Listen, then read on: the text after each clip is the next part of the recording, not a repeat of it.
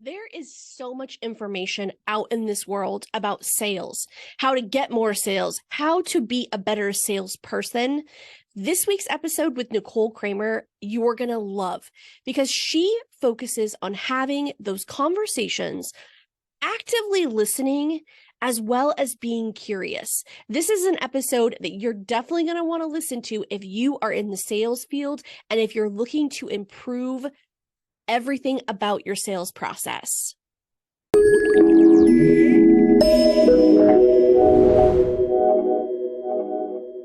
have a very special guest today. Nicole Cramer is here with us, and she is a sales and money mindset coach for entrepreneurs. She's passionate about helping entrepreneurs achieve success in their business by teaching them how to sell without feeling salesy or pushy, and how to attract and work with their dream clients. She is a super successful corporate salesperson. She's learned the ins and outs of sales and used that knowledge to grow her coaching business to a consistent 20K months with a full roster of private clients. Now she's on a mission to make sales fun and enjoyable for entrepreneurs so that they too can achieve their business goals and contribute to making the world a healthier place. If you're new to sales or have no idea what you're doing, or maybe you're struggling to get over your fear of having that money conversation, you're in the right place this week. Nicole can help you create a customized sales system to get consistent clients and build a thriving business. Please welcome Nicole Cramer to the show. How are you? I'm great, Jillian. Thank you so much for having me. I am so excited to talk to you today because I feel like this is one of the things that people always struggle with. Nobody wants to feel salesy. Nobody wants to feel pushy. We've all seen the Badger videos from like the 80s. None of us want to feel like that. So what are some tips that can help people get past that feeling of uncomfortableness or intimidated when it comes to sales? Such the question of the day, right? Like, how do we sell without feeling salesy? So one of the things that I always suggest is sales is not transactional, it's relational, right? That's one of the principles that I teach on and what sales is all about for me. It's about building a relationship with people and creating opportunities through discussion to help them solve their problems. And so I think a lot of times the neediness of a sale, right? That I need a client or we can become very attached to the outcome. And I think that's where we start to feel salesy because what we're really doing is it's about our agenda. It's about what we want. It's not about allowing the opportunity to be created through the relationship. So I think first and foremost is not attaching yourself to the outcome. Easier said than done, right? We all want to make sales. We're business owners and we want to grow our business. And in order to do that, we need to make sales, but you can't need the sale. And that's where a lot of those feelings come in of salesy and pushy because it's really coming from your agenda. Well, and one question that I have too is there's so many people that are so busy and maybe they haven't followed up the way that they should have. And maybe they're like, oh my gosh, I haven't reached out to that client in 2 weeks. I'm pretty sure that like we could work together, build this relationship. There might be a potential sale there, but it's been a while since I've connected with them. What's your advice on like circling back with someone if you're in that situation? I think we should always be continuing conversations and gaining permission to do so, which is really, again, about building the relationship. So I think it's always great to follow up with people, but not just with the agenda of, hey, I'm following up to see if you want to buy from me. Right? We should always be finding ways to continue the conversation through staying curious and wanting to know more about the person and finding out how things have been for them and providing value. Hey, I just made this new resource. I thought you might be interested in it based on our last conversation, right? What's a way that you can like an easy like low barrier to entry way to get back into the conversation? Well, think of something that would be really beneficial for them and reach out and say, hey, you popped in my mind, came across this resource, thought it might benefit you. How have you been? I love that. It's such an easy way to just check back in with somebody without saying, hey, I'm checking back in because I thought you might want to buy this thing from me. Right. Right. Because what we want to do is keep furthering the relationship, keep moving. It's not a race to the finish line. It's like slowing it down to speed it up. And when you slow it down and you're not needy for the sale and you're not just checking in with people just to see if they're ready to buy from you, they feel seen, they feel cared about. They feel like you genuinely are building a rapport with them. And that feels a lot different. And that's, to me, it's like we're always selling something, but we're never really selling anything. Meaning you're always selling yourself, right? That's really what you're doing. And when I say not selling anything, you don't actually want to sell. You want to give people the option to buy because they want to be a part of what you have, but not from that space of I need it and I need you to buy from me. Well, and along those, same lines, what are some other common mistakes that we as entrepreneurs make when selling our products or services? And honestly, how could they be avoided? Such a great question. One of the questions that I get a lot is, how do I sell my value? And the mistake that I see people making is that they're trying to sell, they're trying to convince someone. And what we really want to do is stay curious and ask questions. So it's not about selling somebody on why they need us through us telling them. It's through us asking questions that help us arrive at answers that they hear and we hear, and makes them realize, oh, I do need a solution to this. I do want to do something about this. But nobody wants to be told what to do. So we can't tell them that's what they should do. We want to be curious and consultative and stay in the conversation long enough to gain that context so that we understand, and so do they, why they truly do want a solution to this. So, it's like nobody wants to be sold to, but they like to buy. And when we can help them see the opportunity that they have to buy, where there's a true need for them, then they feel like it's their decision. And I would say that's probably the other mistake that a lot of people make is you want to let the person who's buying feel like it's their decision. It should be their decision. And that's really all you're doing, is you're helping them make up their mind. A lot of times people are like, I've got to sell this thing. Well, you're really just a professional mind maker upper, right? Because if somebody says yes to working with you, but they don't really mean it, that's not actually what you want them to say. You don't want somebody to say yes just because you want a client, just because you want the sale. That's not going to be the right fit for both parties if they ultimately aren't authentically saying yes. So what you want to do is help somebody get to a decision. And I think that's another common mistake that I see is in a discovery call or a consultation call. A lot of people are trying to get a client, but what you really want to do is help that person make a decision about what's best for both parties. Well, and when we make that mistake, we end up with those clients that you're like, oh my goodness, like, how do I get rid of this person? Like, then that becomes a whole nother awkward conversation because you're like, we were not the right fit for each other. I knew that from the beginning, but I did it anyways. And now I'm in this situation that's not good. And I think that goes along too with like understanding our target markets too, like who is the person that you want to work with? And when it comes to sales, how can we gain understanding of who truly is our target market? So in sales, when you're, whether speaking to somebody, creating content, like they need to know that you're talking to them. So it is super important that we know who our target market is. And one of the best ways to get to know who your target market is and get to know more about them is build relationships with them, get to know them, ask them, right? Find out what they need. Depending on what it is that you're selling too, I would say a lot of times, like I work with coaches, I'm in the coaching industry. A lot of times what coaches are helping somebody with is something that they went through just a few years before that. So quite often we have similarities to our ideal client, right? Again, depending on what it is that you're selling, but there's probably a lot of similarities that you do have with them. But it is super important because they need to know that you're talking to them when you're sharing anything, when you're producing content. The show me that you know me button is really important, right? They need to feel like you understand them. Because if you don't, then you're not expressing empathy. You're not showing that, hey, I get you. I know where you're at. I know how you feel. So knowing your target market, probably the most important reason to know them is it helps you evoke feelings from them. And what a lot of people don't realize is people buy with emotion. They buy first with emotion. They justify with reason and logic. But when we can bring them to that emotional state, and we do that through story, we do that through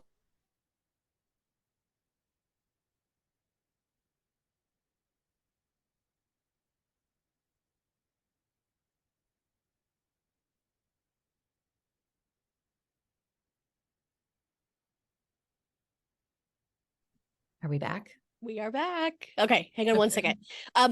You just want to, let's start over from that last question, and then I'll just have Shayda like cut it in. Do you feel like you can start over with that other question? Yeah, I forget what the question was. I don't know where it like stopped.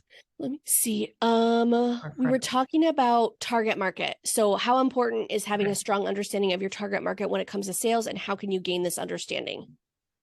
Okay. Okay, here we go. Okay. So one of the reasons why it's so important to know your target market is you've got to be able to hit the show me that you know me button. And they need to feel seen by you. They need to feel understood by you. And your ability to have that empathy, that relatability is what will make people go, oh my gosh, she gets me. She knows me. She knows what I'm going through. I believe she can help me too, right? Believers are buyers. And so one of the ways that we create that belief in others is by showing them that we know them, that we understand them. And I think one of the best ways to get to know your ideal client better is to ask them, have conversations with them, right? And you should be interacting with them. You should be networking with, I mean, that's the name of the game, right? People can't buy what they don't know is for sale. So if you're not interacting, if you're not getting visible, if you're not in spaces where your ideal client hangs out, how would they know about you? And if you are in those spaces, have conversations with them, get to know them better, do a little research and find out more about how they feel, what their thoughts are. And when you speak to those feelings, when you speak to those thoughts, they're like, oh my gosh, it's like she's in my head. She totally gets me. And that's what we want them to feel. Now, one buzzword that we hear all the time, especially like in the entrepreneurial world, is, storytelling. And we've got to weave that into, when we're doing sales and things like that. But how can we use storytelling to improve our sales pitch? Well, I learned this from my mentor, and I love this saying because it's so true. Facts will only tell, but the story sells. And it goes back to what I said just a few minutes ago with why it's important to know your target market, because people buy with feelings. People buy always first with feelings. They have to be able to feel, and they'll justify with reason and logic, right? That's like where the second decision comes in, but they first buy because you've made them feel a certain way. So it is really important to tell stories, because stories are what make people, those bring those emotions out. Facts are nice. Facts are, great, but they can Google facts. They can't Google your story. So your story also differentiates you, right? We're not in competition really with anybody ever if we differentiate ourselves. And you do that through your ability to share and be relatable by telling stories. Absolutely. Now, what are some other effective strategies for building relationships with our potential clients before we make that sale? Yeah. So I think we want to, again, get visible. If you're not visible, people don't know that you exist. I had a client come to me recently and she was like, well, I haven't made any sales yet. I said, well, how many people would you say know that you have something for sale? And she laughed. She said, well, I guess nobody. I said, well, then it shouldn't be any surprise, right? So first and foremost, do people know that you have something for sale? And if not, why not? And there's this thing called social media these days that we have the benefit of being on for free. And it is a beautiful way to reach a lot of people at once. And I jokingly always say to my clients, I'm like, listen, if you want to develop a good relationship with social media, because 200 years ago, if you had a good idea for something, you had to get on your horse and go to the next town over and hope that somebody in that next town over needed what you have. Now we can just pick up our phone and reach the global marketplace. And it definitely makes things easier in many ways to get visible and to connect with the people, not just through proximity, but because there's a genuine interest. Somebody in Germany might be like, oh my gosh, I never knew this woman in Idaho did this thing. And this is so great. And it's not just because they lived in a town near you, but they genuinely are interested in what you do. So getting visible first and foremost. You can do it online, you can do it in person, right? I just talked a lot about social media, but you could be networking in person. And at the end of the day, I mean, I'm a sales and conversation coach. And what I tell people is you can start conversations everywhere you go. You could start conversations in the grocery store checkout line, right? And one of the things that I would task everybody with or challenge everybody with is see how you can stay curious all day, every day throughout your day, no matter where you go, gas station, grocery store, running errands, and see opportunities you have to start conversations. See where you resist, see where you hold yourself back, because how you do one thing is how you do everything, right? And if you can start to be, you don't have to be extroverted. This is not about that. But if you can start to be more curious and see opportunities for you to start more conversations, that's where you're going to grow and expand yourself and your network. and create visibility for what you do. I love that, because that totally takes the pressure off. If you're like, oh, I'm going to talk to 2 people at the grocery store, like, Yeah. we could talk about Yeah. cantaloupe. You know what I mean? It doesn't have to be like, hey, you want to buy my thing? It's just Yeah. getting used to having conversations with strangers. Such little things like every day could make a huge difference for you when you're at work talking about the thing that you're selling. Huge. Well, and it's, I also find that a lot of people are like, well, I wouldn't start a conversation with that guy because I only work with women and he's not my ideal client. Well, what about his wife? Or what about his sister? Or what about, like, we don't ever know. Here's the beauty of conversations. There is so much opportunity behind them if we have the courage to get into them. There is so much magic available and so much possibility, because you don't know who that person knows or what you don't know anything until you stay curious and start a conversation. And it's not like you have to be the weirdo and start a conversation with everybody everywhere you go, but start looking for the opportunities that right now you're walking right past, that you could just easily start a conversation. Maybe you're in line at Starbucks and it's taking a little bit longer and it's like, man, this line doesn't usually last this long, does it? Is it just me? Mm-hmm. And just start a conversation and see where it goes. And, it might not even be business related. It might be like, oh my gosh, they have a brother who's an amazing mechanic and you've been looking for a new mechanic for your car. Like, so much synchronicity happens, but it's not going to happen at all unless we have the courage to start the conversation. Yeah, we have to communicate with each other. We got to talk to each other, right? I mean, what is more basic than that connection that we all have kind of lost over these last couple years? It's like we have to get that back and retrain our brains to be like, to open up to the people in the Starbucks line or, really anywhere, because a lot of us have probably forgotten how to do that. Yeah. Yeah, we have just the basic art of conversation. And that's one of the things as a sales coach that I saw for so long that was holding everybody back from getting the results that they wanted is they didn't know what to say. They didn't know how to say it. They weren't sure how to connect with people. No matter what you're doing, even if you're not in a business owner, improving your conversations will absolutely change your entire life, because your ability to communicate is the number one determining factor of your success, because you have to be able to connect and relate to other people. And I think that is, like you said, over the last couple of years, something that we've lost a little bit of and forgot how to do it because we weren't able to be around people in the same ways that we had. Absolutely. For a while there. Yeah. Now, I know we touched on this a little bit before, but I think this is super important, is remembering that, of course, you have to follow up with people, but how should you follow up with clients who have shown an interest, like you mentioned in your earlier example, but haven't made a purchase yet? Yeah. So one of my sayings, taglines, values that I coach on is, this is all about making the customer, not the sale. So one of the last things we want to do is just follow up with somebody to check in and see if they're ready to buy from us. And the relationship that you're building, like, here's the thing. There's now buyers, there's soon buyers, and there's later buyers. The relationship that you're building might not be with a now buyer, but it might very definitely be with a later buyer. And if you're only checking in to encourage the sale, that's going to be felt. So I think we need to respect that, people are going to buy when they want to buy. In sales, we say control the controllables. What you can't control is whenever somebody else is ready to buy. What you can control is your action and your intention around building a relationship. And so I think the follow-up should never be, hey, I'm following up with you. I mean, there's a time and a place to kind of check in if somebody said that they were at a place of making a decision. Hey, I just need a day. Can I have a day to make a decision? Hey, then you can reach out and say, hey, did you make the decision? Still wouldn't say it like that, but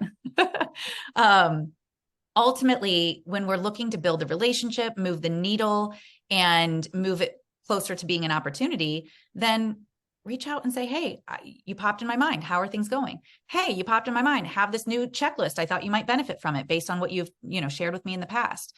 Or, hey, I just did this new training. Would you like me to send you a copy of it? Right? Like, where can you pop in, or how can you remember something? Maybe their dog had been sick and you're like, hey, I thought of you the other day. I wanted to know how, Rufus has been doing whatever the dog's name is. Again, it's not just about, hey, how are you doing? It's how's your life? How, we know each other. We're building a relationship here. Because if you are going to work with somebody, you want to feel good about them and the fact that you like each other. And it does need to come from a relationship. So I think just staying curious in your follow-ups and remembering important things that you know about that person that you can bring up and just say, hey, you popped in my mind. Well, and I think too that we forget that there's other circumstances. So you're right. It's not just about the person. It's like their dogs, their kids, their family, whatever. There's other stuff that's always going on that maybe is preventing them from purchasing right now or some other objection. And we have to remember that there's other outside things happening. What are some effective ways that you think are good to handle like the objections and the pushback from potential clients during that sales process? Yeah, let me just go back real quick because I just want to give everybody a tip. You remember somebody's dog's name or their kid's name? That's like an immediate fast pass into they feel like you know them. They feel like you get them. So the small little details like that are really important.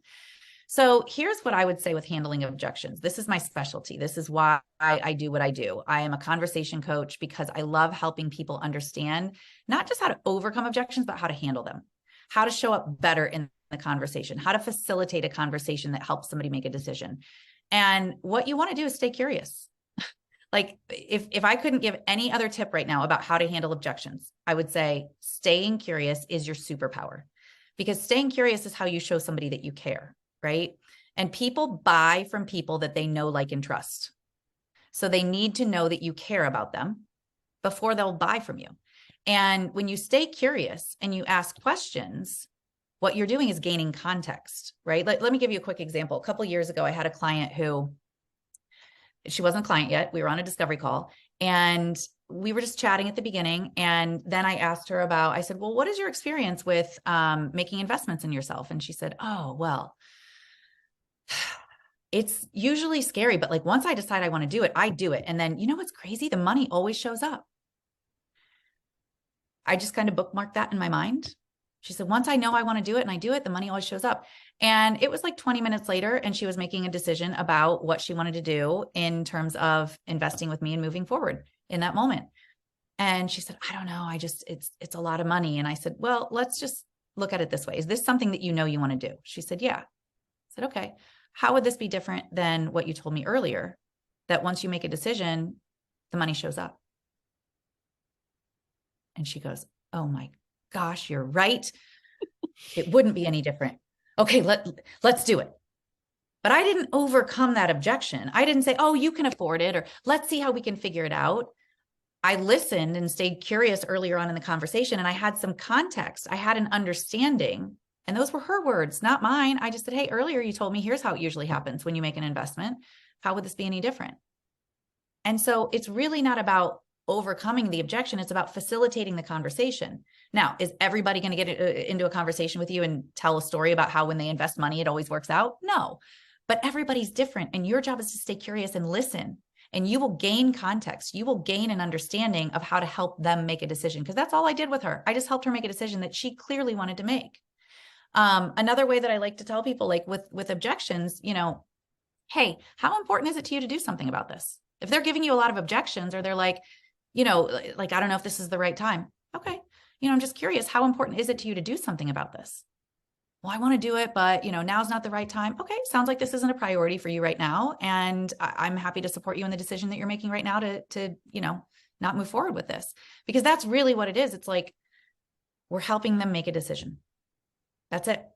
And we're helping them see where they're at with things. That's something else I've asked in conversations with people before. I've said, hey, I like being very direct and transparent. I've said, I'm hearing that there's two versions of you right now. You really want to do this, but there's some fear and some hesitation with it. Which version of you would you like me to support? Because I'm not there to talk somebody into doing something that they don't want to do. But ultimately, if they've given me a couple of objections, I'll label that. Hey, it sounds like there's some hesitation here.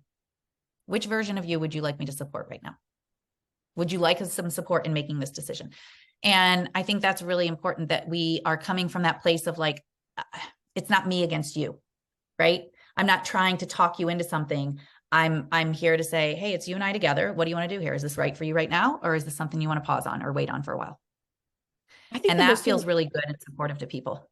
You said, you talked about staying curious.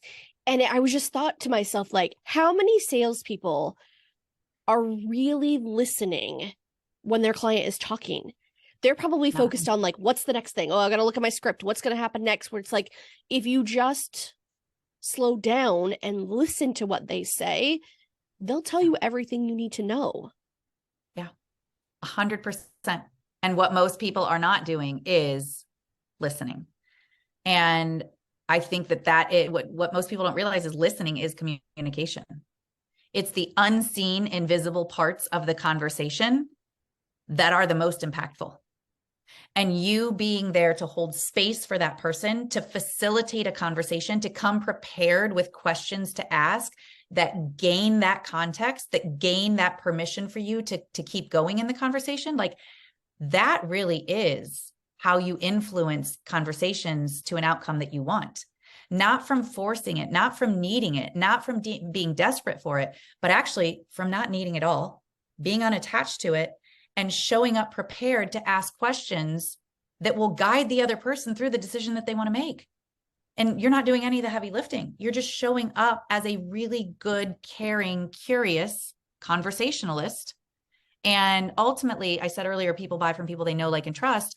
There's something that I teach called the triangle of trust. I am an exactly what to say certified guide. So this is part of the work that I do in teaching people this methodology.